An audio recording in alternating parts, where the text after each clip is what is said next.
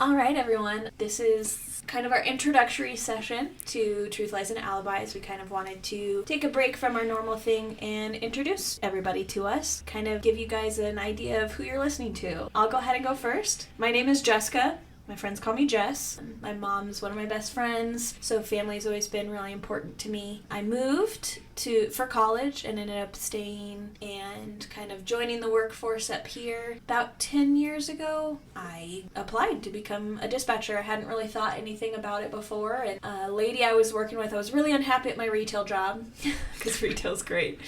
A lady I was working with at the time, her husband was actually a police officer and said, hey, they're looking for dispatchers, and it was never really anything that I had ever thought of before. None of my family was ever in law enforcement or anything like that, so not only did I never think of a law enforcement job, I never even considered a dispatcher, a 911 call taker. I never gave a second thought to that, so I went in and I applied, and they asked me to come to do a sit-in just to get an idea of what I was applying for, because I had no idea. I went in and did a sit-in, and it was one of the coolest things I'd ever experienced. I thought it was so awesome. And people laugh because the lady I was sitting with, one of the calls she took was a medical for somebody that was sick and vomiting on the phone. You think that would be a huge turnoff, but I was like, man, this is not that I liked that, but I was like, this is pretty cool. So I was really impressed with all that, and even more excited to get on board. I was eventually hired on, and I worked for 6-7 years, and then a supervisor position became available, and I did that until I left. Just was time. But now I work for an international distribution manufacturing company. So it's very different, but now just keeps me just as busy. And I also have time for myself, although I didn't have that before. I'm thankful that I'm putting my own health and well-being first. That's really important to me. I have 2 kitties, Coda and Duncan. There is a possibility in future episodes you may hear them, because Coda is a talker, so there's definitely the possibility of a soundbite or 2 from him. I'm a big old geek. Let me just put that on the table right off the bat. I've been playing Dungeons & Dragons now for 6 years. If you're familiar with Critical Role, they're the reason I got into it. It was circumstance that I was like, this Dungeons & Dragons game seems pretty cool. I bet I would like it. I wonder if I can find anything on the internet about it. And it was right around the same time Critical Role was starting, so it was serendipitous. I have been a fan of that ever since. So I met an amazing group of friends through the community here that we live in, that I play with. I've been playing with the same group of people now for that 6 years. Also partly responsible for where I am now. They've definitely accepted me as I was when I didn't feel accepted at my job. Certain people think a certain kind of way, and it's difficult to be that outlier, and so it was nice to be able to be in a room full of people that either 1, accepted me no matter what my thought process was, or 2, thought the same way as me. So that was very comforting. So I still play. Real life gets in the way often, but we try and play twice a week. Other than that, I love Marvel. Pretty much the only reason I go to the movie theaters anymore is to go see a Marvel movie. Otherwise, I'm just not bothered to go to the movie theater. Once the world gets back to normal, I love going to Comic-Cons. I love to do the whole cosplay thing and dress up, just dive right into that culture that's just so special to me. You have to say which Harry Potter house you are. Oh, that's good. Okay, so very important. I am Ravenclaw, which throughout your listenings you might get a feel for our personalities, but I fit that kind of witty but pulling on your wisdom. If I had a spirit animal, it would be a raven. Ravens are the coolest. I love to read. I'm pretty crafty. I have fun putting my mind to something and then kind of being surprised at, what we're all capable of. So one of the things we're also doing in this session is we kind of brought our own unique quote-unquote icebreaker questions to the table that we're all going to kind of answer, just so you get a little tidbit what we're like. I'll go with mine first. So the question I thought of was, in the event that I won the lottery And I took care of all of the boring, responsible things first, like paying things off, taking care of family, settling debt, and all that. That would have to be your answer, right? Like, if I won the lottery, these are the things that I would take care of. It's taken care of, and you have money left over, what would you do? I would 100% absolutely love to travel. The first kind of places that pop into my head is, one, how much would I freaking love going to New Zealand and actually going to Hobbiton, all those hobbit holes in the hills. I would love also to go to Japan. I love culture around the world, and I think that's one of the things that I don't get enough of here is, I want to expand my bubble, right? More than just my local area. I want to expand that bubble and get a better sense of the world. Go to Scotland and Ireland and go to see history, right? Like, more than just a couple of years, but see actual castles and things like that would just be so cool to me. So that's the irresponsible thing I would do with all of my lottery money. I don't know who wants to ask their question next. I'll ask my question next. Okay. My question's not as cool as yours. But since we're a podcast, I was going to ask what your favorite podcast is and why. Oh, interesting.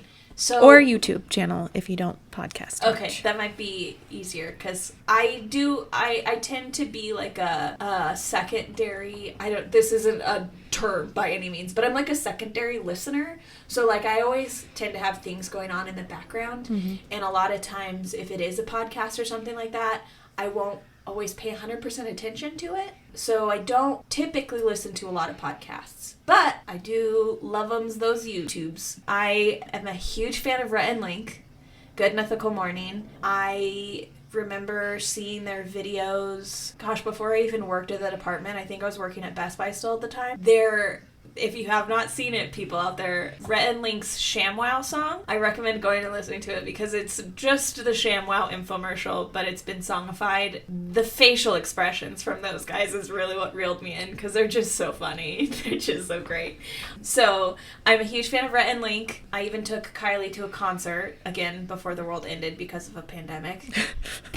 Such a long time ago. Yeah, in a whole other age. God, there's actually a lot. Oh, I love, also because I am this like quote unquote secondary listener, one of the things I love to do is, again, I'm kind of just listening to a lot of the stuff that I pull up, but I don't feel like they're as widely known, but they're an artistic channel, and they're called Drawfee, like coffee, but Drawfee. I'm going to shout them out. Check them out if you like watching artistic videos. So their tagline is Drawfee, where they take your dumb ideas and make even dumber drawings. So they take their fans' recommendations of like drawing. One of their big videos was drawing Disney characters as Dark Souls bosses. So they'll like do mashups and stuff like that, and they're all incredibly artistic, and I love, again, right, it's that phenomenon of watching people create, of watching somebody put either a pencil to the page or putting materials in their hands and looking at that outcome, that what people's minds are capable of, just is something that is so cool to me. Drawfee for sure. I'm picturing in my head sidebar of YouTube where all of your subscriptions go. There's so many, and of course now I'm like completely drawing a blank on it, and it makes me want to like, hold on, let me open up my computer, but I'm not going to do that. Those are the two that I'm going to stick with for now, because those are the two that I definitely... just kidding. A third one. Mythical Kitchen, which is like a side channel from Rhett and Link, because Rhett and Link started off eating a whole bunch of weird, disgusting things, and because of that, they needed a professional chef to make them for them. So they brought in a chef, and then Mythical Chef Josh is phenomenal enough that they created an own channel, and so he does his own videos now with the mythical, what do they call them? Kitcheneers, I think. So that's another one too where, I like watching I'm one of those weird people where like watching food videos doesn't make me hungry, so it's not like I'm like constantly salivating while I'm watching these videos. It's just really, again, I think stumbling back to that, watching people create is just very cool. So I like those creative channels. Those are the three that I'll stick to because it's the only three I can think of right now. So my question is, if you had to eliminate any Disney character, who would it be? Interesting. Okay, So here's We the don't geek talk question in about me. Bruno. No. Is it expanded Disney to like MCU and Star Wars, or just Disney? Let's do expanded. Oh God, no, that's worse. Okay, then just Disney. Let's do just Disney because I couldn't tell you. That's way too many people to include all of the MCU, and I don't know much about Star Wars, so we're gonna get into a deep discussion. Growing up and being in college, I wanted to be a film director, so I think a lot of thoughts about movies and stuff too. So you can't. Thank you. You're welcome. You can't get rid of your villains because you need the conflict. So you have to keep your villain. Regardless of how terrible they are, you need them. That story needs the balance. Which also means that you can't get rid of your heroes because your heroes stop the villains. So that dwindles it down to like your side characters. Can I wipe out a movie? I would be okay if there was no Cars movies. I've never been a fan of Cars movies. Those seem superfluous to me. I don't like them. I don't need an anthropomorphized Don't tell Jude car. that. I know they're very big. There's a Cars world at Yeah, but Adventure. I was Of course about to they're say big. I could deal without Cars World. Oh, you mean you don't want to go to a part of California Adventure in the screaming sunshine that the ground is hot asphalt And looks exactly like a place I could go to frequently. that looks like ups your the friend. temperature by like 10 degrees because it's black asphalt. And wait for hours in line to ride in a car for 5 seconds? No, Yeah, thank you. We're old and cranky here. My one Disney character that I would get rid of is the Cars franchise. Not just one character, but the entire franchise. The whole kit and caboodle. Ka-chow! That's mean. Poor Mater. Poor Vader! See? Alright, well, I think that wraps up the portion for me. I've talked about myself for far too long, and I'm done, and I don't want to do it anymore. So I will hand it off to whoever wants to go next. Tell me about yourself. Okay, my name is Kylee. I grew up in my hometown and I never left, which is probably really rare for some people. I wanted to, but I didn't know how to stand up for myself a little bit with my family, and I kind of just stayed. My family is super important to me, like my grandparents and my aunts and uncles and cousins and stuff. A lot of them live here, so it would have been very hard for me to leave. So I kind of just did my thing. When I turned 18, I promptly moved out of my mom's house. We did not have the best relationship.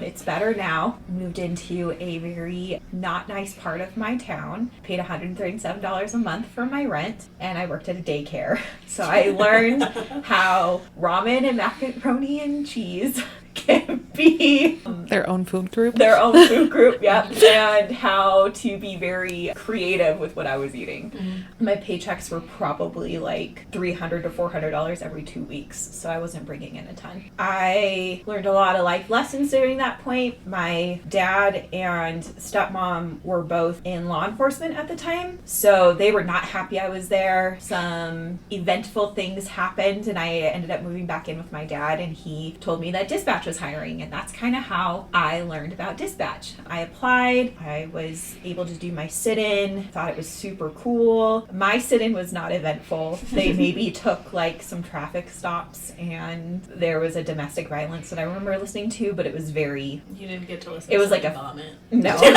It was a very like... Aren't you jealous? Me and my wife are fighting, and she's outside and I'm inside. Can you just come? Very uneventful, but it sounded really cool. Plus, I liked law enforcement, so I thought that was like, oh, okay. I didn't know what I wanted to do with my life. I dropped out of college. I got hired. Training was very hard, but I got signed off. I worked the county channels for the first 5 years of my career, and then I got put on some city channels, and that was really cool, the fire channels. And then 7 years into dispatching, a supervisor position opened up, and I tested, and I was a supervisor until I left, which was about 4 months ago. I ended up taking another dispatching position after that for a medical flight company. I was there for a couple months. It was really, really interesting, really cool. Definitely allowed you to have better self-care, less stress. But I realized that I still really wanted to be in law enforcement, and I just didn't have the same passion as I did to dispatch anymore. So I ended up taking a position with my local adult probation department as a surveillance officer. I did that for a few months,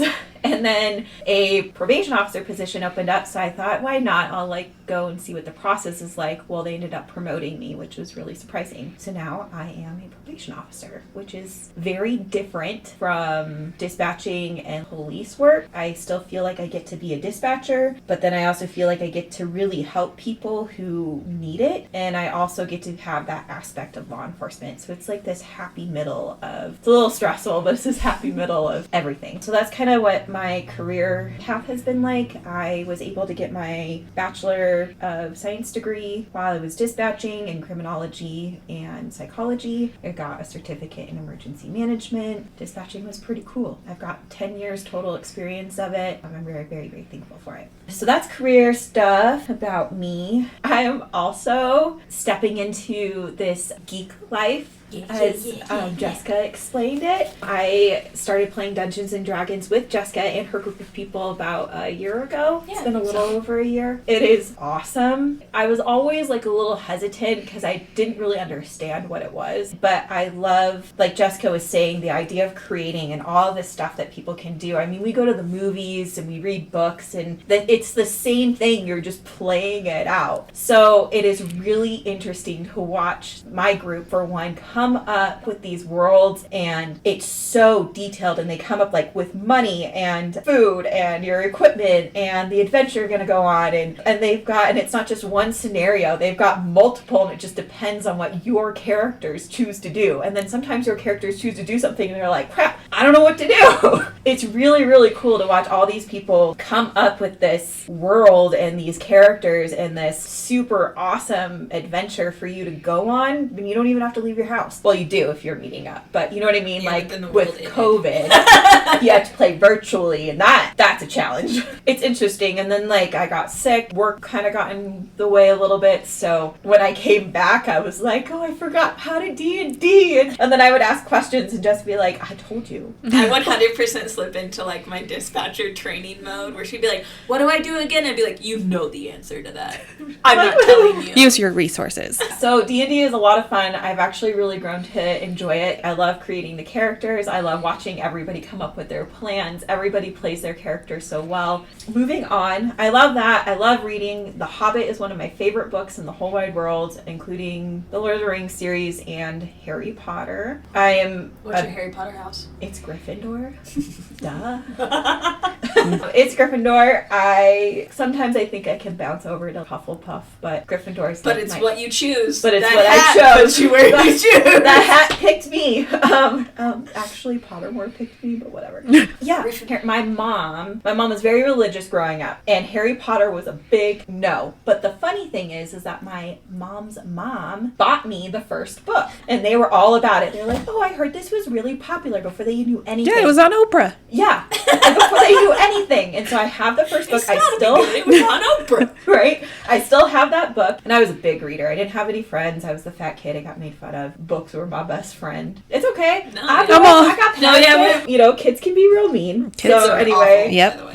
I So obviously connected very much with Harry Potter. Loved it. So when I got the book, I was like ecstatic. So anyway, Gryffindor's my house. I am currently playing the Witcher game and reading the Witcher books, and it's very good. I really like to draw. I love photography. Very good at drawing. She just is. passed right over that, but she's very good at it. Thank you. I've got 2 dogs, a chocolate lab named Blue and a mutt named Bandit. I have a fiance. His name is Mike, and he's pretty cool. He also works in law enforcement, so I know, shocking, dispatcher and whatever, but I really like him. He puts up with all of my nonsense, so we like to adventure a lot. We are outdoors a lot with our dogs, camping. We just love being outside. I like going on trips with my friends, traveling around. Travel is huge for me, so I haven't been outside of the country in a long time, so I would like to go see things like Jessica said on my someday list. So let me ask my question again. So my question is, you won the lottery, all the grown-up responsibilities are taken care of. You can put Blue and Bandit through doggy college, houses are paid off, everything you want's taken care of. What irresponsible, fun thing would you do with the money? all right. So I already said that I like Disney, right? So if I could, I would rent out Disneyland for an entire day and just take my friends with us. I like that. And That's a from good idea. 8 a.m. to midnight, not 11, Disney. You hear me?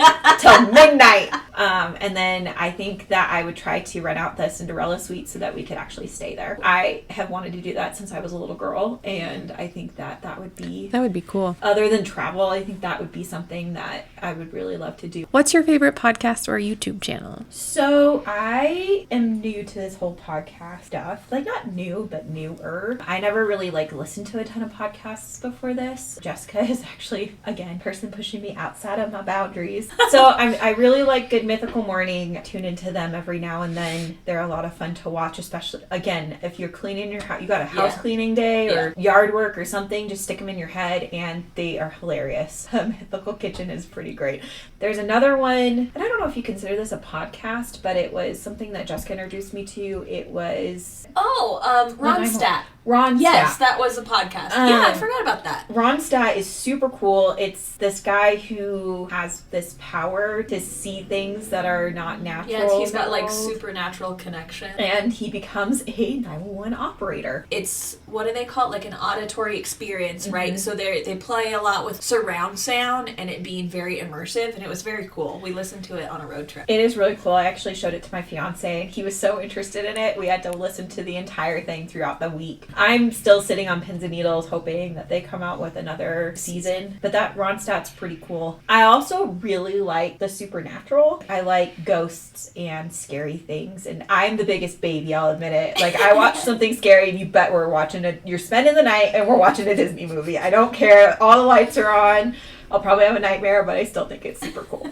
So, Ghost Adventures is one of my favorite shows. I recently went to Zach Bagans' Haunted Museum. I really like that show. There are some podcasts, and I can't think of the names of them right now, that I listen to. It's like those midnight ones that if you're out driving around and you're bored. Yeah. I listen to some of those podcasts, but I can't think of any names. So that's kind of what I listen to for podcasts. And then, so my one would be the March Hare from Alice in Wonderland. He drives me insane. He is so, because I feel like I'm so organized, and he is so all over the place. Also, Alice never gets to even drink her tea. You want to talk about being rude? That's rude. That March Hare is a jerk, and I would kick him out so fast. It would, you're a mess. He just drives me nuts. I've got two. The other one would be if you're watching 101 Dalmatians, when you get to the part where the Great Dane they're trying to announce that their puppies are lost. Yeah. So there's a Great Dane, and there's that little little terrier. The little yappy terrier. I like that one. And he's like, oh, he's so cute. What's the news, Daddy? What's the news, Daddy? What's the news? What's going on? I know exactly what you're talking about. It makes me so sad. He's so cute. I like him. That little yappy dog out so fast. Because he's trying to listen. Calm down. He'll tell you.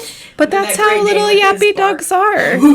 It's true. It does portray a yappy 100%. dog. Yes. Oh, 100%. But when I was a kid, Veda is Yorkie or something like that. Yeah. And it probably speaks to my character a little bit. But when I was a little kid, I was like, we're all trying to figure it out. So chill out. That's a little bit about me. And yeah. Cool. Hi, everyone. I'm Brittany. I'm the third person in our little podcast. She's the brains behind it all. We wouldn't be here if it wasn't for her. True. Because I have an obsession with true crime. So I'll give you a little bit about how I got into dispatching and everything. I started dispatching in 2014.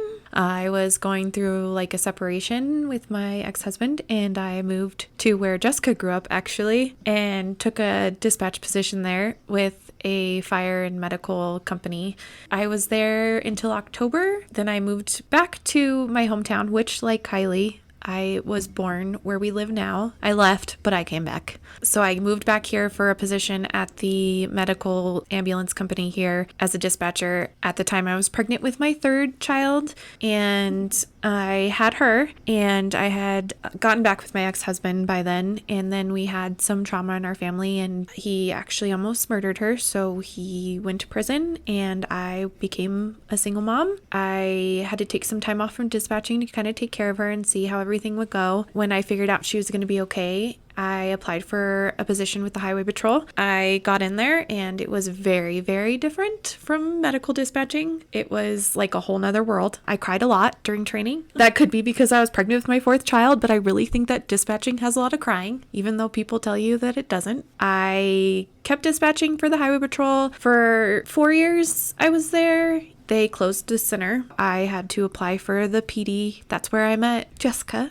I already knew Kylee. Kylee and I went to high school together. I dispatched at the PD for about a year full time, and I had been working on my prerequisites for nursing school, and I got into nursing school. So I was able, luckily, to work part-time there for about a year. I left to go work at the hospital. Unlike Jess and Kylee, I cannot stay away.